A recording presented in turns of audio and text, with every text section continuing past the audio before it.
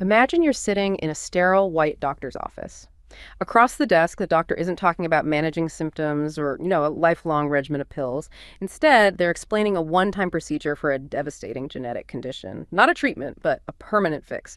They talk about a single injection, a piece of biological code delivered by a re-engineered, harmless virus that will hunt through trillions of cells to find the one faulty gene and rewrite it. It sounds like, well, like a miracle. But then the tone shifts. The doctor explains the other side of this roll of the dice, that re-engineered virus. Your body might still see it as an enemy and launch an all-out, potentially fatal immune assault. And the genetic code it's writing, if it makes a mistake, if it inserts itself into the wrong place in your DNA, it might not just fail to fix the problem. It could accidentally switch on a dormant gene that triggers an aggressive cancer. You're left with this impossible choice, a guaranteed decline from an incurable disease, or a single shot at a perfect cure that carries a small but terrifying risk of a different, equally final outcome. This isn't science fiction anymore. This is the new frontier of medicine, and it forces us to ask a fundamental question. What price are we willing to pay for a perfect cure? That opening scenario, it just perfectly encapsulates the reality of gene therapy today. We were exploring a field brimming with staggering technical breakthroughs, the ability to literally edit the code of life, but simultaneously constrained by profound ethical dilemmas and massive economic roadblocks that govern who gets access and what kind of future we are building. Right. Our mission in this deep dive is to synthesize those complexities for you. We're going deep into the mechanism, examining the technical realities of how the cure is engineered and delivered. Then we will navigate the deep moral waters, where we draw the line between fixing a disease and creating a so-called superhuman. And finally, we will break down the complicated economic infrastructure required to manage these multi-million-dollar treatments within global health systems. It really is a story of impossible choices, built on seemingly impossible engineering and, frankly, impossible prices. Okay, let's unpack the mechanics of this miracle. The fundamental challenge in gene therapy is a logistics problem, right? It's not just what code to write, but how do you get that genetic payload to the, trillions of cells that need the correction? Exactly. And do it without the body just rejecting the delivery system straight away. You need a highly effective, specialized vehicle, what scientists call a vector. That's right. For the last couple of decades, the standard bearer for this biological delivery system has been the modified virus, primarily the adeno-associated virus, or AAV. It's highly effective because, well, it naturally knows how to get into human cells. Okay. However, the sources make it explicitly clear that AAV is hitting significant technical limitations that are accelerating the search for radically different alternatives. So if AAV is the gold standard, what are its major drawbacks? Why are researchers looking elsewhere, especially when we think about sophisticated editing tools like prime editors that are coming online? Well, the limitations are basically threefold: capacity, safety, and manufacturing complexity. Let's start with capacity. AAV is physically small. Think of it like a compact car. Its tiny capsid means it can only carry a genetic payload just under 5 kilograms of DNA. Now, for large gene diseases like Duchenne muscular dystrophy, which needs a gene much bigger than that, or for multi-payload editing approaches, AAV simply doesn't have the trunk space. Right. This capacity constraint alone limits the application range drastically. So we have all this incredible next-gen software, these editing tools, but we can't load it onto the current biological hardware, the AAV. Exactly. Then the second and frankly most terrifying trade-off is immunogenicity. Even when modified so it can't replicate, the immune system often still recognizes the AAV capsid as, foreign protein debris. Okay. This recognition can lead to two outcomes: either neutralizing antibodies, maybe from prior common infections, wipe out the therapeutic dose before it even reaches the cells. Which means the therapy just fails. Right. Or, more seriously, it triggers a catastrophic inflammatory response. The death of Jesse Gelsinger back in a 1999 trial that resulted from a fatal systemic immune assault after a high-dose adenovirus infusion, that remains the canonical example of this risk. It permanently changed how trial safety is monitored. That terrifying opening scenario, the fatal immune response, that's the body seeing the viral shell and launching a war. That seems almost inherent to using a virus as the delivery truck. It is, and manufacturers have to rigorously screen patients for pre-existing antibodies, which, by the way, further limits the eligible patient pool. The third major barrier is purely logistical and economic. Manufacturing AAV is incredibly difficult and expensive. It requires this multi-stage, biologically intensive upstream manufacturing process. You have to grow specialized mammalian or insect cell lines, transfect them to essentially hijack their machinery into producing the AAV particles. That's complex. Oh, it is. And then you have the downstream complexity. This involves lysis, basically breaking the cells open to release the viral particles, and then extensive purification, which is often prone to low yields and quality consistency problems just due to the biological nature of the whole thing. So the high variability, the low yield, the intensive cell culture, all of that complexity just compounds to drive up the cost of goods sold, or COGS, like exponentially. Precisely. So if AAV is running into these structural limits, what's the revolutionary alternative stepping up to challenge this viral dominance? That would be the non-viral vectors, specifically lipid nanoparticles, or LNPs. You probably know them from the mRNA vaccine success story. Right, the COVID vaccines. Exactly. But the sources indicate they are poised to become the first commercially approved non-viral vectors for in vivo gene delivery, delivering genes inside the body for diseases beyond vaccines. Okay, why are LNPs so transformative in this context? How do they get around AAV's problems? Well, they systematically address AAV's three core limitations. First, size. LNPs are synthetic shells. They're not constrained like a virus. They offer virtually unrestricted and versatile cargo capacity. They can carry massive strands of DNA, multiple guide RNAs, proteins, you name it. Ah, so that solves the payload size problem right there. Instantly. For complex editing applications, that's huge. Second, safety. They have inherently low immunogenicity compared to a viral protein shell. And crucially, they offer a transient expression profile. Transient, meaning they don't stick around forever. Exactly. Because they degrade relatively quickly, they are considered safer, particularly for permanent genome editing, where you only want the editing tool present long enough to do the job and then disappear. You don't want it hanging around causing potential off-target effects indefinitely. That makes sense. And commercially, you mentioned their manufacturing is radically simpler than growing viruses in cell lines. How does LNP production simplify the supply chain? It basically shifts from a biological process to more of a precision chemical and engineering one. LNP manufacturing is based on self-assembly. You mix the lipid components and the nucleic acid cargo in controlled solvents under precise conditions. Like chemistry class? Sort of, but much more sophisticated. It's often done using microfluidics, which allows for rapid, controlled mixing and the highly reproducible formation of uniform nanoparticles.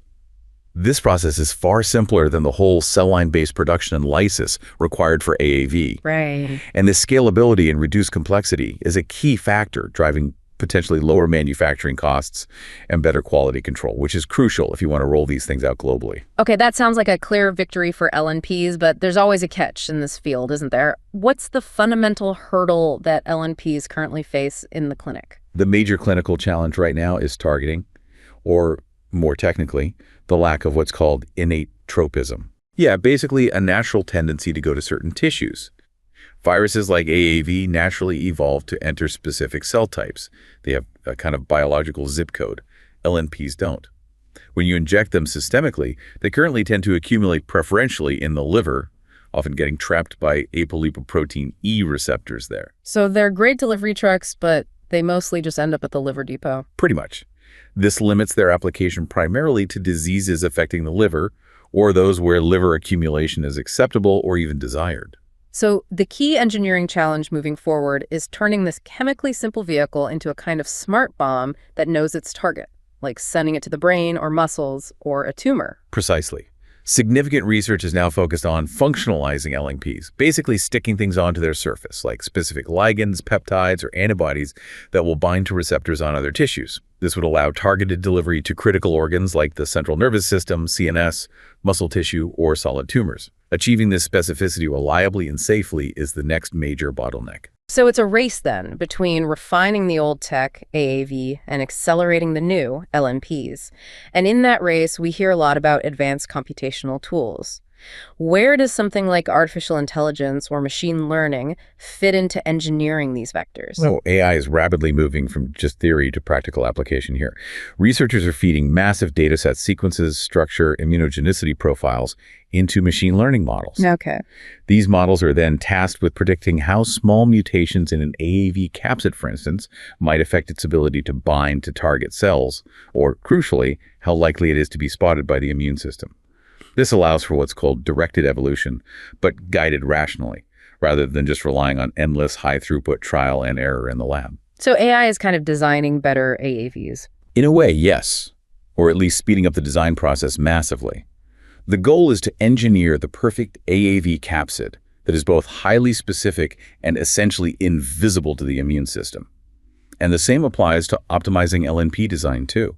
Whether it's viral or non-viral, AI is optimizing the design of the next generation of vectors right now. It's becoming a key part of the toolkit. Okay, so having established the technical advances in delivery, we really have to move to the ethical questions those advances provoke. The ability to modify the human genome forces us to confront some of the deepest moral boundaries, starting with the really critical distinction between somatic and germline editing. Right, that distinction is crucial. Let's make sure we clarify that line, because this is where the debate over the red line truly begins, isn't it? It really is. So somatic gene editing involves changes made only to the body cells of a living individual. Think blood cells, muscle cells, lung tissue, that sort of thing. Okay, so stuff that affects just that one person. Exactly. These changes are therapeutic. They aim to alleviate symptoms or cure the patient, but they are localized, and most importantly, they are not heritable. The alteration dies with the treated individual.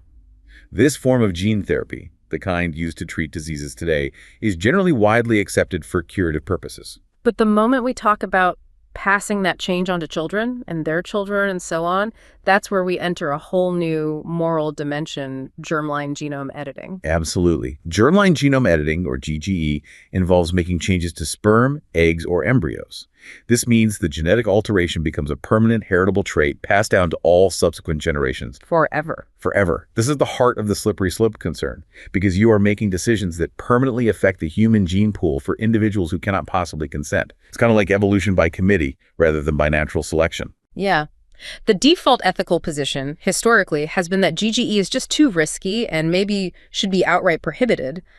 But we know there are ethicists who argue that using GGE for purposes beyond disease treatment for enhancement is not just permissible, but maybe even a moral obligation. How on earth do they justify that stance? It's a radical position for sure. They argue that nature is fundamentally unfair.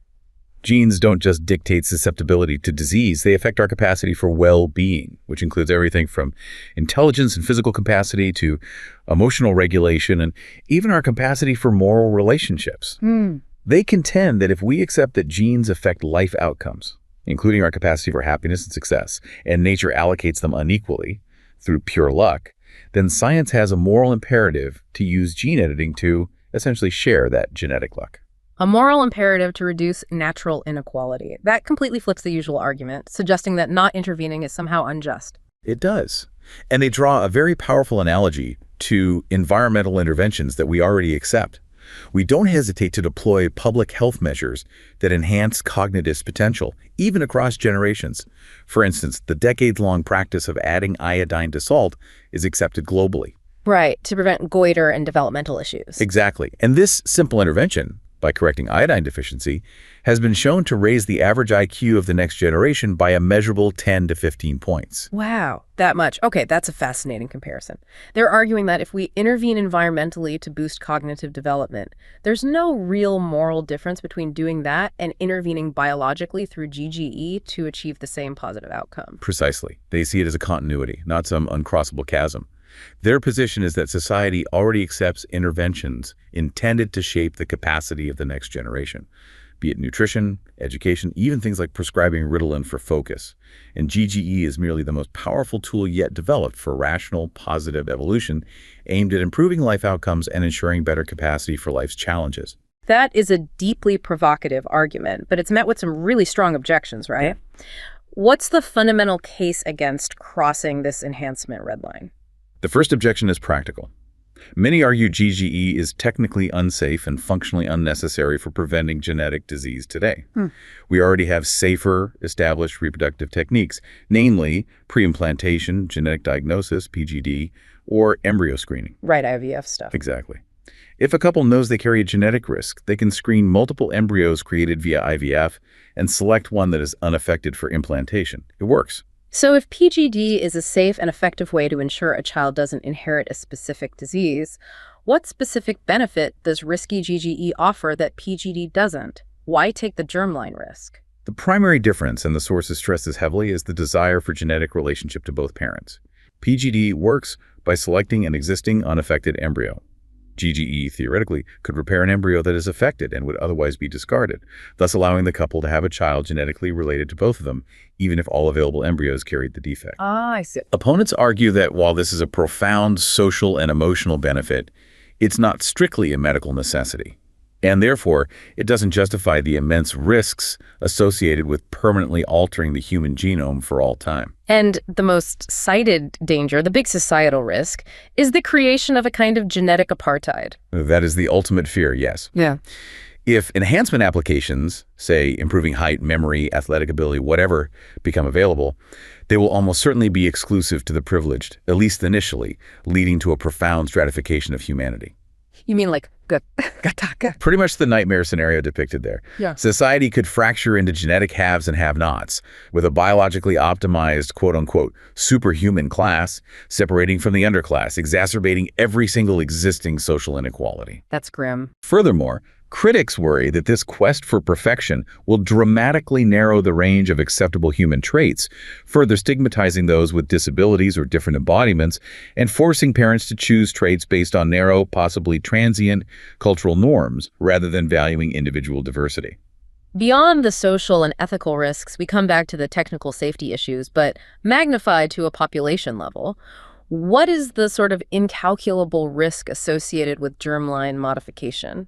The core concern is that genetic modifications passed through the germline can have unpredictable, long-term, and irreversible effects on the entire human gene pool. This is due to the sheer complexity of gene frequency and microevolution. We might correct one gene thinking we're doing good, Right. but that modification might interact unpredictably with hundreds of other genes decades or centuries later, potentially triggering unforeseen susceptibilities or diseases in future generations that we just cannot anticipate. We simply have no way to model that complex interaction at scale over time. We don't. It is fundamentally impossible to model or predict the population-level impact of these modified genes across thousands of years. Opponents argue that while we can justify taking medical risks for an individual patient who can consent to those risks, taking an unquantifiable, potentially catastrophic biological risk on the future of the entire species is medically and morally indefensible. That's why many countries maintain a strict prohibition on GGE. It's seen as the clearest line we can possibly draw to protect the integrity of the human species. Okay, we've moved from the technical impossibility almost of delivery to the moral impossibility, perhaps, of enhancement. Now we confront the financial impossibility. Even when a therapy gets approved and is deemed safe enough, we run straight into the brick wall of the price tag.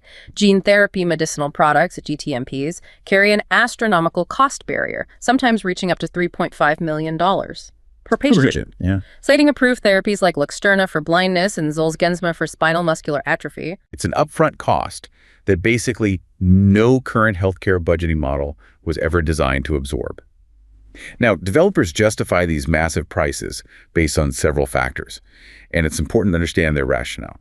Okay, what's the justification for millions per shot? First, the enormous expense of research and development, R&D, in a really cutting-edge field. Second, the incredibly high frequency of expensive failures in their R&D pipeline. They argue they're recouping the cost of dozens of failed programs with the one successful cure. Okay. Third, the innovative and curative nature of the product itself. It is potentially a one-time fix for what would otherwise be a lifetime of chronic illness management, hospital visits, other drugs. So they're arguing it's an investment that actually pays off over decades by eliminating all those future treatment costs. Exactly. That's the value proposition. Additionally, they cite the customized nature of the manufacturing, especially for personalized ex vivo autologous therapies, where you actually take a patient's own cells out, engineer them in the lab, and then re-inject them. That's truly bespoke medicine. And finally, these therapies often target small, ultra-orphan disease populations. If a disease affects only a few hundred people globally, the development costs have to be spread across that tiny patient cohort. Okay, that makes sense mathematically, but still, wow. So how do global regulators, the gatekeepers of safety, manage the assessment of these unique, customized, persistent, and incredibly expensive products? It must be a regulatory nightmare. It is a unique challenge, absolutely. And it required regulators to create entirely new frameworks. Gene therapies face highly demanding regulatory procedures, requiring additional specialized guidelines covering not only quality and safety, but also the things like environmental risk assessments, given that you're using biological agents. Let's look at the three biggest markets: the European Union, the USA, and then Japan, which seems to be an outlier. How do they approach GTMPs? Okay, in the European Union, GTMPs are regulated as Advanced Therapy Medicinal Products, or ATMPs. They rely on a centralized procedure managed by the European Medicines Agency, EMA, and its Specific Committee for Advanced Therapies, CAT. The approval process is rigorous, highly structured, intended to ensure harmonized standards across all the member states. The approval of Glabera, way back in 2012, even though it was later withdrawn for commercial reasons, kind of set the precedent for how the EU assesses these novel treatments. Okay, structured and harmonized in the EU. What about the USA under the FDA? The USA regulates GTMPs under the Center for Biologics Evaluation and Research, CBER, specifically the Office of Tissues and Advanced Therapies, OTA. The FDA is often known for its, let's say, relative efficiency in review, and it offers multiple expedited approval programs, things like Fast Track, Breakthrough Therapy, and Priority Review. Right, we hear about those. These are designed to accelerate the development and review of medicines for serious or life-threatening conditions with significant unmet medical needs, recognizing the urgency for these patients. But the truly fascinating approach seems to be in Japan, which looks like it's aggressively tried to become the fastest route to market for regenerative medicine. Japan has indeed created what is often the most accelerated regulatory path globally. They established a special therapeutic category specifically for regenerative medicine products, which includes GTMPs. The key innovation is conditional marketing approval. Conditional approval. Yeah. Developers can actually receive market approval after only completing phase 2 trials, even with a small patient sample size. Then they collect the required confirmatory phase 3 data while the drug is already commercially available and treating patients. Wow. That significantly cuts the time from the lab bench to the bedside, but it means the full safety and efficacy data is still being gathered while the product is already out there being used? That's the trade-off, exactly. This conditional approval is time-limited, usually about 7 years, after which the manufacturer must submit comprehensive data for final full approval. And to further sweeten the deal, Japan also offers the Sakigake, or Forerunner designation, which commits their agency, the PMDA, to an accelerated review timeline of just 6 months. 6 months. Yeah. This aggressive regulatory environment makes Japan an exceptionally attractive target for developers seeking rapid revenue generation, which they need to offset those massive R&D costs we talked about. Okay. Beyond the different procedures, regulators everywhere face massive assessment difficulties because the clinical evidence for GTMPs often has inherent weaknesses, right? What are those specific hurdles in the trial design itself? Well, the trials are often necessarily flawed, partly because they treat rare orphan diseases, so they rely on very small sample sizes, which makes generalizing the results difficult. Right, hard to know if it works for everyone based on 10 people. Exactly. Furthermore, they frequently use single-center designs, which can risk researcher bias and potentially exaggerate the effect estimates. And perhaps most critically, they often have to rely on non-validated or surrogate endpoints, things like changes in a biological marker in the blood, rather than concrete patient-relevant clinical outcomes like increased survival or a measurable improvement in quality of life. So it's hard to know if the change in the marker actually translates to the patient feeling better or living longer. Precisely. That uncertainty makes the cost-benefit analysis very challenging for the payers, the health systems, who have to decide whether to cover that multi-million-dollar cost. And we keep coming back to the inherent long-term safety risk that seems to plague all gene therapies, the risk of delayed adverse effects. How do regulators manage the fact that these treatments are designed to be permanent? Because the therapeutic biological activity is persistent, that new gene is ideally active indefinitely. GTMPs mandate exceptionally long-term structured monitoring, sometimes up to 15 years post-injection. 15 years. Yes.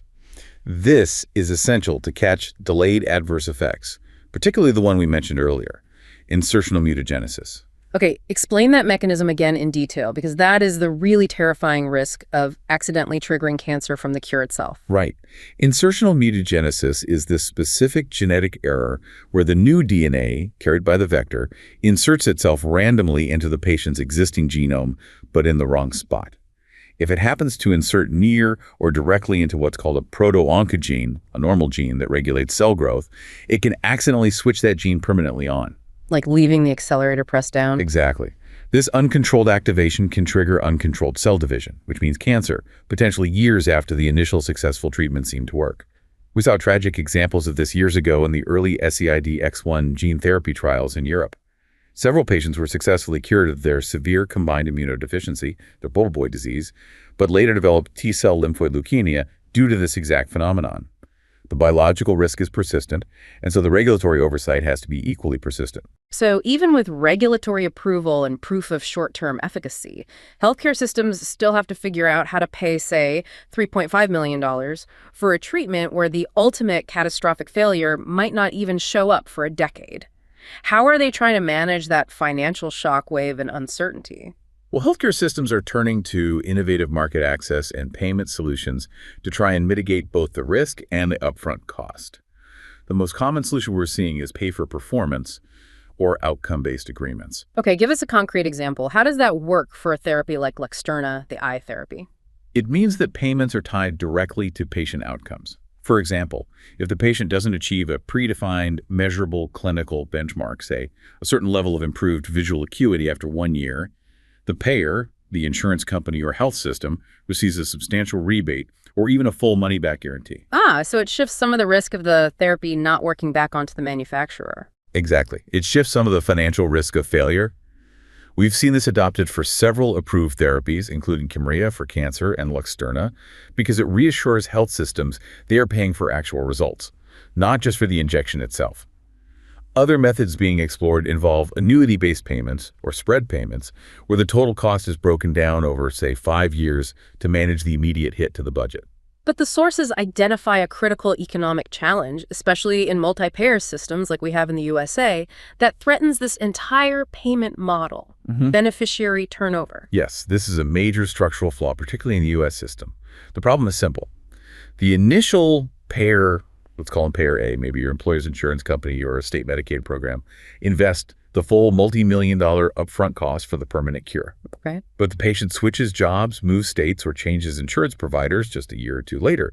The second payer B profits entirely from the patient's long-term health and the elimination of chronic care costs without having made that huge initial investment. Right. So payer A bears all the risk and all the massive cost, while payer B just reaps all the long-term financial benefits. That seems like a massive disincentive for payer A to ever approve funding the cure in the first place. It creates a huge reluctance, particularly in systems with high patient mobility like U.S. employer-based insurance or Medicaid. This financial dynamic, where the long-term benefit is completely disconnected from the initial investment, really complicates access even when the regulatory hurdles have been cleared and the product is proven safe and effective in the short term. Until payment models can somehow reliably account for or track the lifetime value of the cure across different payers, this access barrier will remain a significant challenge to widespread universal adoption. So we have spent this deep dive charting this immense and, frankly, challenging frontier of gene therapy. Scientifically, we saw the rapid advance of vector technology, with synthetic lipid nanoparticles really challenging the current standard of AAV, promising safer and potentially cheaper delivery systems once those targeting hurdles are overcome. Morally, we explored that chasm between curative therapy and genetic enhancement, highlighting the profound ethical boundary drawn at germline editing, an action that carries an incalculable risk for the future of the human gene pool, regardless of the philosophical arguments for enhancement. Yeah, the playing God versus moral imperative debate. Exactly. And finally, financially and structurally, we noted the incredible barriers posed by that $1 million-plus price tag, the specialized and sometimes radically accelerated regulatory pathways in markets like Japan, and the critical need for that long-term monitoring to mitigate risks like insertional mutagenesis. Right. And while healthcare systems scramble to implement innovative payment schemes like pay-for-performance, that challenge of beneficiary turnover, especially in the U.S., really threatens to stall access in the world's largest markets. The science is just moving forward at an exponential pace, clearly driven by the profound hope for perfect, one-time cures for truly devastating diseases. But the full societal price, moral, financial, and biological is still very much being calculated by scientists, ethicists, regulators, and health systems globally. And the final tally for what constitutes a perfect cure and what we're willing to pay for it remains the hardest question of all.